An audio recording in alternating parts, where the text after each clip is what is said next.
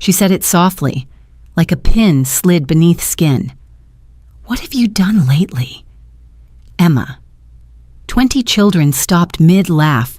A bubble machine sighed out a last glittering breath, and my daughter, freckled, 9.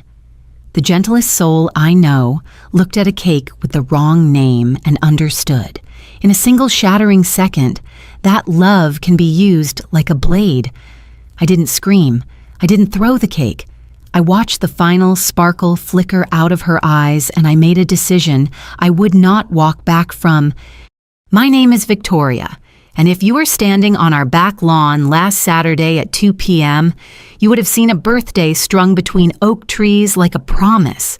Pastel balloons tugging at their ribbons, a handmade pin-the-horn game drying in the sun, twinkle lights waiting for dusk.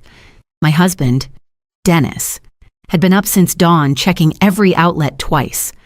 Emma twirled through the kitchen in her purple dress, the one with the stitched-in starlight, asking, "Do you think Grandma B will like it?" I tucked a silk flower behind her ear and said what good mothers say when the truth is heavier than their child can carry. "She'll love it because you're in it." Emma giggled. Unicorn princess. And for one bright breath, she was nothing but 9. She had counted down for 90 mornings. She'd sketched cakes like Prayer's golden horn, rainbow mane before school, after homework, on napkins at dinner. Money was tight since Dennis's hours were cut, so I took extra shifts at the dental office, my hands smelling like mint and polish. We said yes to Fatelli's anyway, the fancy place with the smooth-as-silk fondant, because it was her golden birthday, 9 on the 9th, and sometimes a childhood needs proof it was celebrated. "Can we afford it?" Dennis had asked at 9:40 p.m., eyes tired and kind. "We'll make it work," I said, and meant it. A $50 deposit bought us a date and a promise. 2 weeks out, my mother-in-law, Beatrice Hartley, called with her charity gala voice and a decree disguised as kindness. I insist on picking up the cake. Beatrice, 64, Lincoln Town car, 3 boards, and a heart that sorted grandchildren like trophies. Meredith, my niece, 11, first violin. Straight A's was the gold-framed portrait over Beatrice's mantel. Emma was the photo magnet on a side of the fridge you see only when you're reaching for leftovers. I should have said no. I wanted peace. In families like ours, peace often looks like letting the loudest person hold the delicate thing.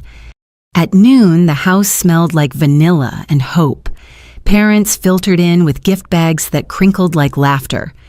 Emma won the 3-legged race with her best friend, Zoe, triumphant and breathless. At 2 p.m., sharp 45 minutes late, the Lincoln drifted to the curb like a white whale finding shore. Beatrice stepped out in coral and pearls, holding the bakery box away from her blouse as if generosity could stain. Traffic was abysmal, she announced to the air. Emma ran to her, purple skirts flying, whispering, my unicorn like a secret she trusted the world to keep. In the kitchen, the children pressed their noses to the screen door, fogging it with a chorus of ohs. I lifted the lid, and the cake was a dream rainbow mane cascading, horns spiraled to heaven, fondant flawless. Across the top, in elegant violet script, "Happy birthday, Meredith." The moment held very still, like the air before lightning. Emma read it first. "That's not my name," she said, brightness unraveling. I stared at the letters, at Beatrice, at the universe that dared be this cruel to a child. There must be a mistake. I managed. Beatrice laughed an amused tinkle that did not belong in a kitchen where a little girl's heart was cracking and said, "Oh dear, I must have mixed up my granddaughters. Oops, wrong one. Though honestly, Meredith deserves a cake more anyway. She just won first at state. What has Emma done lately?" Bubbles drifted between us like ghosts of joy. Dennis appeared in the doorway, still holding the machine as if it could fix the air. Emma whispered, "But it's my birthday." Grandma B. Today is my special day. Beatrice flicked her hand, a diamond catching the light like a warning. It's just a name on a cake. Excellence deserves celebration. Participation ribbons don't count. The kitchen receded. The room narrowed to my daughter's trembling mouth, the wet lift of her eyes toward me, the question no 9-year-old should ever have to ask, why am I not enough? Then her shoes clicked against the hardwood as she ran upstairs, and the house learned what silence sounds like after laughter has been hunted from it. I did not chase Beatrice across the lawn with righteous fury. I did not lecture mercy into a heart that had been measuring children for years. I turned to Dennis and, in a voice I reserve for moments when I choose the harder road, said, "Serve Sundays. Tell the kids Emma will be back. I'll handle this." Outside. Beatrice settled into a lawn chair with lemonade and small talk, the picture of grandmotherly grace in a yard salted with hurt. I walked to the garden where Emma and I had planted sunflowers and pulled out my phone. Roger answered on the second ring, cheerful and proud as always of the daughter who never misses a note. "Listen," I said, and my voice did not shake. "Do not interrupt." "Your mother," I said, each word slow and sharp, "just told my 9-year-old daughter that her cousin deserves a birthday cake more because she's accomplished something." There was a pause long enough for the breeze to lift the corner of the tablecloth. She did what Roger's voice had lost all its practiced composure. "You heard me, and that's not all. Do you remember last month when Beatrice asked me to notarize her will update? I made copies, legal ones. There's a letter attached to those documents. Roger, a letter where your mother explains why one granddaughter is worthy of inheritance and the other isn't. Emma," she wrote, "is sweet but simple. Meredith," she said, "shows promise worthy of investment." I could hear his breathing quicken on the other end. Victoria. That letter was private. I stared at the rows of sunflowers bending toward the sky. It stopped being private when your mother used it as gospel to humiliate a child. There was no sound but the hum of the party beyond the fence, the faint chatter of children pretending not to sense the fracture in the air. "What are you planning to do?" Roger asked finally. "What I should have done years ago." I said, "I have 3 envelopes already sealed. One is for Meredith's school, Mrs. Adamson, who's leading her student council campaign on kindness and inclusion. Another is for your mother's precious country club, the one that prides itself on family values. The third is for the local newspaper, Human Interest section. My cousin's best friend runs it." He inhaled sharply. "You wouldn't. Try me," I said. "She has 4 hours to fix this. Not just a forced apology, real amends. A proper cake for Emma. An apology in front of the same guests who watched her cruelty. And an equal education fund to the one Meredith has. She wants fairness. Let's show her what it looks like when the scales even out." He muttered something about lawyers, about how long it would take. But I cut him off. "It's 2:15 p.m. She has until 6:15 p.m. to make things right. If not, those envelopes go in the mailbox at the corner." There was a long exhale, the kind that comes from a man realizing blood doesn't always mean loyalty. "This is extortion," he said weakly. "No," I replied. "This is a mother refusing to let her daughter believe she's less than anyone else." By the time I hung up, the sky had softened into late afternoon gold. The party outside had turned hesitant, parents whispering, children nibbling at melting ice cream. Emma still hadn't come down, but I could hear her upstairs, small footsteps pacing, the muffled rustle of tissues. I gave her space. Sometimes healing needs quiet before it needs comfort. I joined the others in the yard, smiling like a mask while Mrs. Peterson handed out cupcakes. When she murmured, "Kids are resilient," I only said, "They shouldn't have to be." The next few hours stretched like taffy. Beatrice lounged under the oak tree, sipping lemonade as if she hadn't detonated a family. At 5:47 p.m., the peace shattered. Her Lincoln screeched into the driveway so fast she nearly clipped the mailbox she'd unknowingly made infamous in my mind. She stepped out with her hair slightly undone, a fresh bakery box twice the size of the first, and 2 shopping bags from Woodland Toys, expensive, imported wood, the kind that smelled like money and guilt. But what froze everyone wasn't the gifts. It was the white van that rolled up behind her. Bold letters on the side Channel 7 News. Roger climbed out, face pale, followed by a camera crew adjusting their mics. He hurried toward me, voice low and frantic. "Mom thinks you called the news about their hometown heroes segment. She told them to feature Emma for her animal shelter volunteering. She wanted to control the story." I blinked, realizing the irony had just written itself. I didn't call anyone. I whispered. "Then she did this to herself," he said, and stepped aside. Beatrice beamed as if this were her grand encore. "I'm here to celebrate my amazing granddaughter," she announced, loud enough for every parent, every child, every neighbor within earshot. She placed the cake on the table, her pearls gleaming, her voice dripping with performance. "Emma volunteers at the shelter, helps the elderly. She is extraordinary."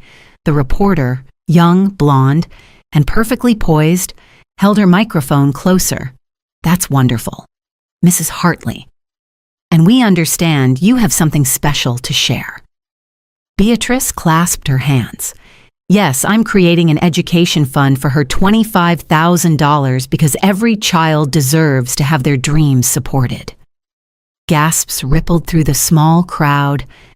Emma, still unsure what to believe, stepped closer, eyes darting between the cameras and her grandmother's smile.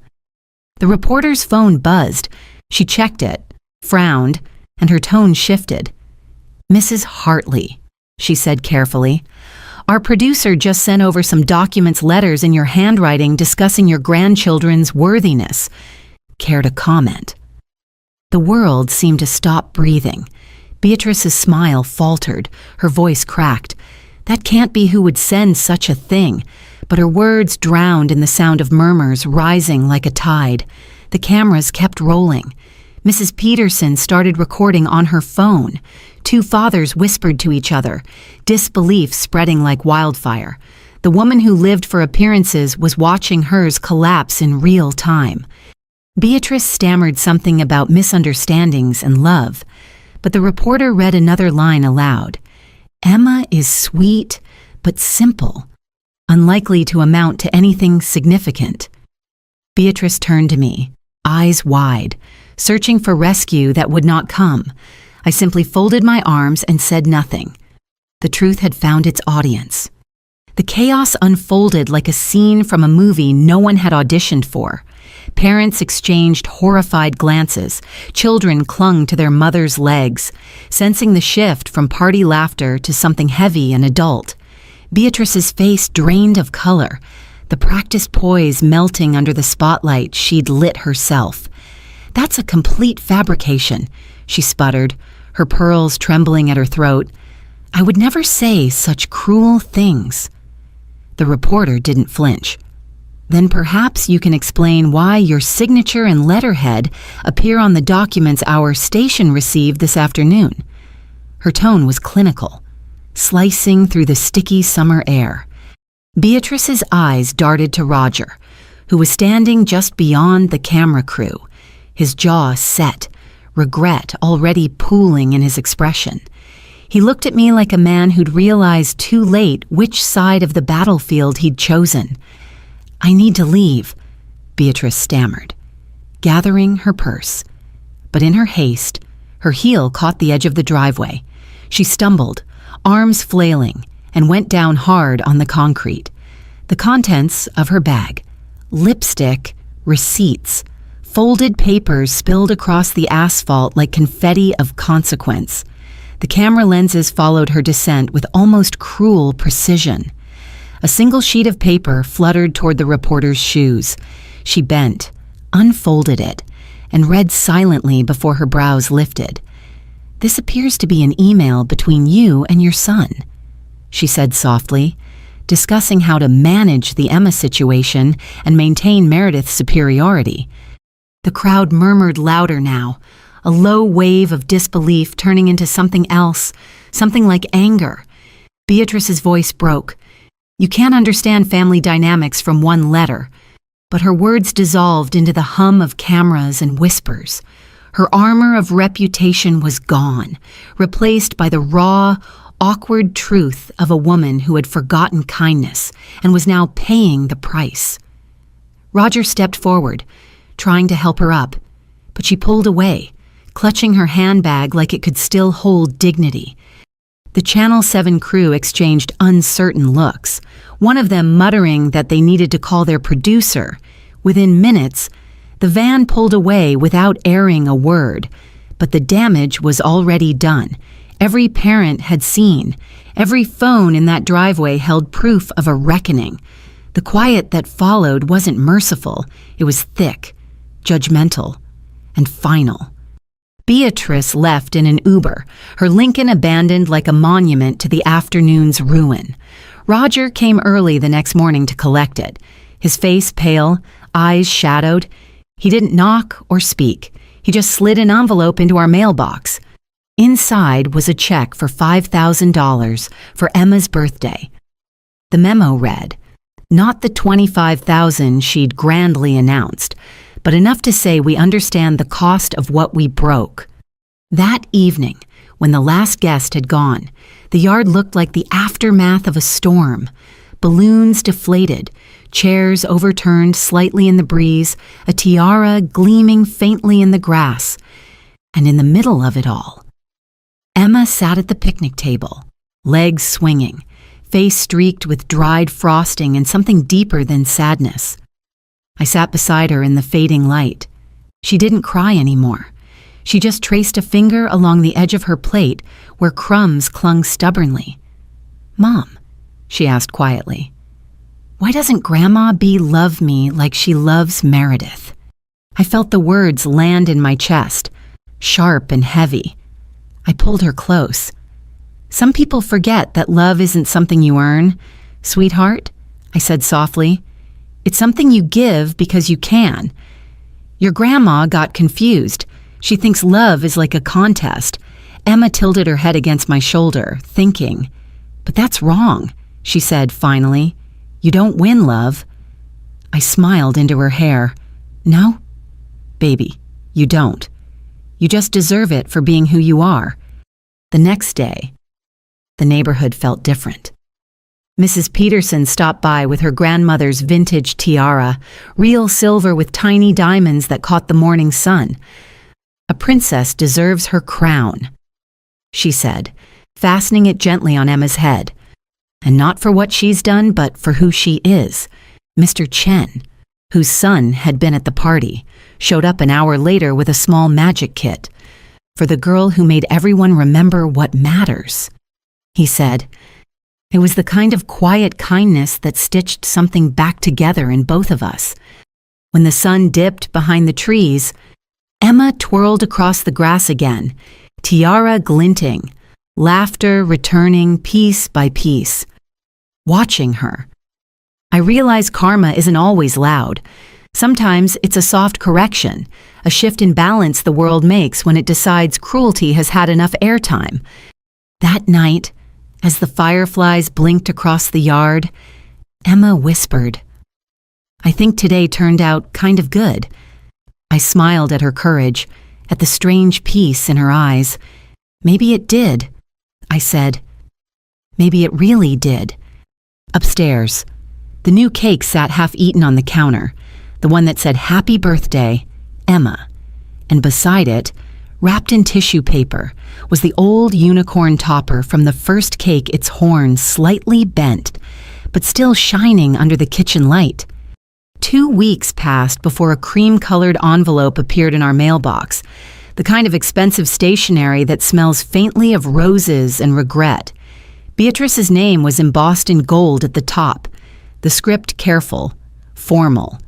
The letter inside was an apology, or at least something that wanted to be one. She wrote that she had reflected deeply on her actions, that she was remorseful for any pain caused, and that she hoped to rebuild trust in time. It sounded like it had been dictated to a lawyer, but attached was something more meaningful: legal documents confirming a new education trust fund in Emma's name, identical to Meredith's. There was also a check, $10,000 this time, for immediate deposit. Dennis and I didn't celebrate it. We took it to our lawyer first, ensuring every clause was airtight. Then we put it away, untouched, for Emma's future. Beatrice hasn't visited since that day, though she sends cards now, always addressed correctly, always with the same amount of money she sends Meredith. The woman who once divided affection like an inheritance has learned the hard way that fairness is no longer optional, it's expected. But the most unexpected change came from Meredith herself. She called Emma the day after the party, her voice trembling through the receiver. "I didn't know Grandma was doing that," she said between small sobs. "I thought she loved us the same." Emma sat on the edge of her bed, cross-legged, clutching her stuffed unicorn. "It's okay," she whispered. "You didn't do anything wrong." Meredith sniffled. "You're my only cousin. We're supposed to be a team." It was such a simple thing to say, but in that moment, it felt like the world beginning to mend itself. Since then, they've texted every week silly videos, inside jokes, shared homework complaints. Meredith even quit her student council campaign, telling her father she couldn't run on a platform of kindness while her family practiced cruelty. Roger tried to talk her out of it, but she stood firm. "It's not real kindness if it only works when cameras are on," she told him, for the first time. I saw a trace of Emma's quiet strength reflected in someone else. One night, about a month later, I found Emma sitting by her window, the moonlight pooling around her like spilled milk. On her nightstand sat the unicorn topper from that first cake, right beside Mrs. Peterson's silver tiara. "Do you ever think about Grandma B?" I asked softly. She nodded. "Sometimes, but not the bad parts anymore." I smiled, proud of how quickly children can turn pain into wisdom. "What do you think about?" Then Emma picked up the unicorn, tilting it in the light, that sometimes bad things happen so you can see who the good people really are. I sat beside her, watching her small hands cradle the toy.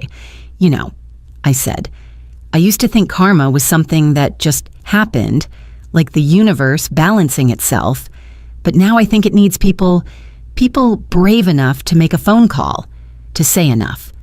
Emma looked up at me, her freckles glowing faintly in the moonlight. "Like you did," I nodded. "Like we did.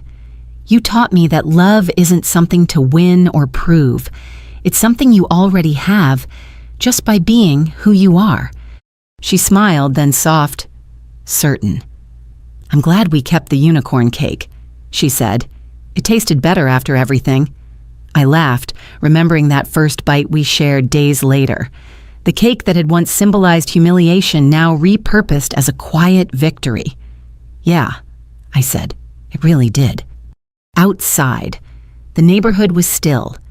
The oak trees where we'd hung pastel balloons now stood bare, but in their shadows the memory of that day glowed steady.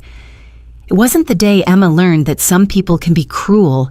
It was the day she learned what happens when love decides not to stay silent.